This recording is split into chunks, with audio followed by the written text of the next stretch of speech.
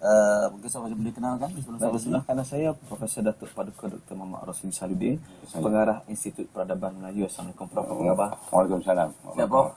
Siap. Alhamdulillah. Dan di sebelah kiri saya Puan Nazima Muhammad Yusof selaku Setiausaha Kolokium Intelektual Pemikiran Za'bah. Assalamualaikum Puan. Salam. Sihat Puan Sihat, Alhamdulillah. Baik, saya mulakan soalan dengan Prof adalah bercakap tentang membangkitkan semangat serta sumbangan Za'bah kepada generasi baru. Pada pandangan Prof ini sebenarnya sejauh mana kepentingan untuk kita membangkitkan segala sumbangan dan juga semangat ini? Baik, kalau kita lihat di situ kan, Assalamualaikum warahmatullahi wabarakatuh. Dan nak membangkitkan semangat dan sumbangan, sebelum itu saya jawab pantun tadi. Anak Cina memasang pukat sampai ke Delhi. Hidup di dunia elok beradat, budi bahasa tak boleh dijual beli. Dan ini jugalah salah satu daripada pegangan peneliti Za'bah. Sebab Za'bah banyak meneroka pemikiran bangsanya, iaitu pemikiran Melayu dari segi peradaban, sopannya, ekonominya, falsafahnya, bahasanya. Dan Za'bah jugalah berfikir jauh setapak ke hadapan, iaitu orang yang didahulukan selangkah, ditinggikan seranting, dilebihkan sekuku, yang telah diberi beban amanah. Dan kerana Za'bah juga kita celik dari segi bahasa Melayu. Kerana Za'bah juga kita celik dari segi tulisan Jawi. Banyak pemikirannya yang diguna pakai hari ini.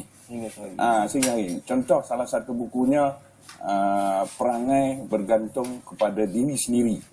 Dalam tu banyak mengupas tentang sikap-sikap orang Melayu yang perlu balik semula kepada adat budaya yang sebenar, yang tidak taksub sangat dan kena selari dengan Islam itu sendiri. Jadi generasi muda perlu belajar dengan yang ini yang sebenarnya. Seorang yang gigih dan seorang yang intelek, bijak, boleh melahirkan. Dan saya beranggapan bahawa Za'bah ini adalah salah satu daripada pemikir Melayu yang unggul, yang tidak ada tukar gantinya. Sebab ilmunya masih lagi berguna. Dan generasi muda harus mengupas dan mengguna pakai sehingga ke hari ini. Dan saya kira program ini satu program yang sangat menarik, Puan. Boleh Puan kongsikan. Ini bukan kali pertama penganjuran. Ini bukan kali pertama. Dah berapa kali penganjuran dan mungkin boleh kongsikan bagaimana tercetusnya idea untuk menganjurkan program ini? Sebenarnya kita di Institut Peradaban Melayu ni sebuah universiti pendidikan. Jadi kita lebih orang kata ada peranan dan tanggungjawab kepada masyarakat dan generasi-generasi hari ini dalam pendidikan. Jadi kita punya kolokium hari ini sebenarnya kita telah jalankan sejak orang kata 2005 lagi. Kita ada seminar Za'bah, kita ada syarahan Za'bah. Last one kita buat pada 2012, syarahan Perdana Za'bah oleh mantan Perdana Menteri kita Tuan Dr. Mahathir Mohamad. Dan cetusan idea ni kita berkongsi juga dengan ziarah karyawan yang diteraju oleh Raja Aminullah, Yasin Saleh, Nur Amin. Dalam perkongsian itu juga lah IPM sentiasa bersama dengan NGO dalam menganjurkan program-program membantu generasi masyarakat untuk pendidikan lah. Dan Prof, pasti dalam politik ini pastinya ada pelbagai pembentangan kertas kerja dan juga perbincangan yang menarik, Prof. Jadi saya tertarik sebenarnya, saya pergi kepada soalan yang lebih detail berkenaan dengan tadi pembentangan. Mungkin Prof boleh kongsikan juga sebenarnya apakah yang menyebabkan sekarang ini adab dan akhlak tidak lagi menjadi salah satu tema pendidikan di dalam rumah tangga. Kalau mungkin Prof kupas sudut pemikiran Za'bah sendiri. Kami yang sebenarnya di Institut Peradaban Melayu UPSI memang jelas ini adalah amanah yang patut kami jalankan. Bahawa kalau kita lihat adab, akhlak, itu adalah yang sebenarnya kami nak mendukung juga aspirasi kerajaan. Kita nak bantu juga kerajaan yang sebenarnya melalui penyelidikan dan pembentangan kertas kerja yang macam ini, dan kita akan bentangkan dan kita akan jadikan buku sebenarnya untuk jadi rujukan. Kalau kita lihat pembentang kertas kerja itu, ada yang berbahagia Datuk Dr. Awang Sarian, Ketua Pengarah Dewan Bahasa dan Pustaka. Strategi memperkasakan sastra Melayu. Kita jangan lihat sastra itu dari segi kulit, dari segi isinya. Ada jati diri, wajah bangsa di situ. Dan kalau kita lihat ada Encik Muhammad Naim Daipi daripada Singapura. Pembangunan bahasa Melayu di Singapura. Mana yang kita buat ni adalah konsep serantau. Sebab kita ada hubungan baik. Dan kemudian ada Prof. Dr. Anana Wang. Sumbangan besar Zakbar dalam persuratan Melayu. Satu-satunya tokoh yang banyak mengkaji tentang Zakbar. Profesor Madya Dr. Talib Samad. Zakbar sebagai pejuang tulisan Jawi yang saya cakap di peringkat awal tadi. Dan pembangkit kesedaran Melayu. Dr. Bazrul Bahman, orang Melayu dari sudut pandangan Zakbar. Encik Muhammad Hir Ngadirun, pengarah Institut Terjemahan. Juga peranan institutnya dalam sastra Melayu. Dan kemudian Yang Amat Mulia Raja Aminullah dan saya sendiri yang membentang tentang pemikiran Melayu asal dalam karya Zakbar. Dan yang paling mustahak lagi yang sebenarnya ialah ucap utama yang disampaikan oleh Yang Amat Mulia Tengku Zain Al-Abidin Ibni Tuanku Mukris, anak kedua yang di Pertuan Besar Negeri Sembilan, adalah salah seorang 10 pemikir ekonomi Asia yang terbaik, yang terkini, yang hadir, yang akan melontarkan pandangannya. Yang paling menarik, Baginda berkata dengan kami, dia akan jadikan bahawa Abdullah Munshi, yang seorang pemikir yang jauh ke hadapan sedikit daripada bangsanya, Zakbar sendiri, dan kemudian dia akan mendengarkan tentang perjuangan Yang Tuan Antah, Yang Tuan Muhammad, bagaimana mereka berjuang untuk anak bangsanya. Dan kami rasa bangga sebab istana mempunyai anak raja yang seperti ini, yang seiringan dengan denyut nadi rakyat dan juga denyut nadi kerajaan. Itu yang kami rasa seminar ini bukan calang-calang ya sebenarnya. Untuk selagi membantu kerajaan ini sebenarnya. Ya, betul. Kalau didengar dari apa yang dikongsi oleh Prof, dia berkata pengisiannya memang sangat hebat. Mungkin Prof boleh jelaskan juga berkaitan dengan apakah signifikan tema yang diambil pada kali ini. Kita tahu tema yang kita ketengahkan berhubung dengan pemikiran Zakbar itu sendiri.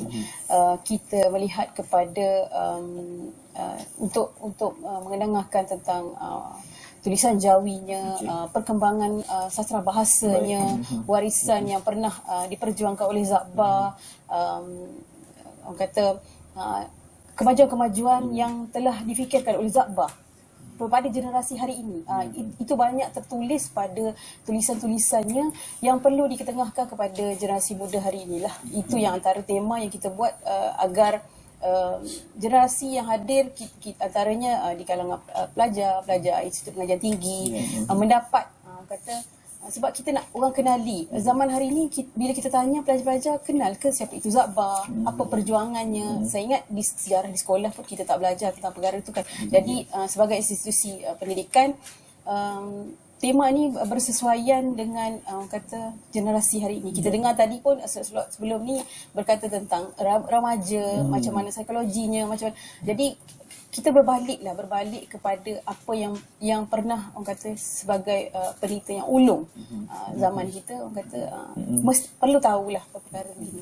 Sebab kita banyak juga pengisian yang kita isi, bukan kata setakat kita dengar pembentangan, kita ada juga kita buat penulisan esei, pertandingan penulisan esei, kita buat juga pidato Zakbar, supaya pelajar-pelajar ni sedikit sebanyak membaca tentang Zakbar. Menyebabkan mereka akan lebih mengenali antara pengisian. Mungkin Prof boleh wawarkan bila kata diadakan lokasi dan juga adakah dia dikenakan bayaran atau cuma kepada semua peserta? Dia program ni sebenarnya percuma. Kita adakan pada 27 sehingga 29 minggu depan. So sedikitlah kot saya ada sedikan antara-antaranya. Bolehlah hubungi kami di Institut Pada Melayu untuk menyertainya lah. Kita ada pertandingan menulis esei terbuka kepada sekolah rendah, sekolah menengah, IPT, termasuk juga pertandingan pidato. Kita ada pameran tentang karya Zakbar Dan kita cuba mengumpulkan buku-buku Zakba yang ditulis oleh sarjana-sarjana dan golongan pensyarah lah. Jadi di situ maknanya orang kata 3 hari itu perkampungan tentang Zakba saja kita buat. Tepatnya di Kolej Ungkuma. Ya, kita buat di Kolej Ungkuma. Dan malam tu juga ada persembahan-persembahan sajak, puisi-puisi lama yang ada kaitan dengan Zakba, keroncong. Dan kita bawa kumpulan keroncong Putrajaya. Ini yang pro semua ni sebenarnya. Penyanyi-penyanyi dan semuanya adalah orang-orang yang ada nama yang kita lahirkan. Semuanya yang ada kaitan dengan semangat Zakba itu sendiri. Kaitan pemilihan lagu itu sendiri semuanya memang berkaitan dengan Zakba. Ya. Kalau mungkin Prof boleh rumuskan sebersingkas berkaitan dengan kepentingan perkara-perkara yang terus dilakukan untuk masyarakat. Baik, saya melihat begini. Saya lebih suka mengungkapkan dalam bentuk kata-kata hikmat. Patah galah bertongkatkan kaki, patah kaki bertongkatkan lutut, patah lutut bertongkatkan tangan, patah tangan bertongkatkan siku, patah siku bertongkatkan dagu, patah dagu bertongkatkan misai. Namun adat budaya, tokoh ilmuwan peradaban jangan kita lupakan. Kain plekat panjang 9, panjang serta kepalanya. Zakba ini yang sebenarnya ibarat intan. Kita menumpang sinar cahayanya. Pilih-pilih tempat menjadi. Pertama teluk, kedua pantai. Pilih-pilih tokoh terpuji. Pertama elok, kedua pandai. Dua-dua ciri itu ada pada Zakba. Kenapa kita tidak berbalik semula melihat wajah kita? Zakba pernah berkata bahawa kehebatan sesuatu bangsa itu kita lihat kepada anak mudanya. Dan inilah peranan IPM, Institut Peradaban Melayu UPSI dan Kerajaan untuk membantu untuk menghadapankan generasi muda kita ini supaya melihat semula wajahnya sendiri. Alhamdulillah. Baik, alhamdulillah syukur kepada Allah SWT atas perkongsian hari ini daripada tetamu kita. Prof Datuk, saya nak pantau juga. Senyum selalu, jangan sedih-sedih. Prof Datuk, terima kasih. Wah, dahsyat tu. Terima kasih juga cakap kepada Puan Nazimah. InsyaAllah. InsyaAllah kita pernah kita. Dia orang sosial di Banten lah. Tak pantau juga. Dia tak main. Dia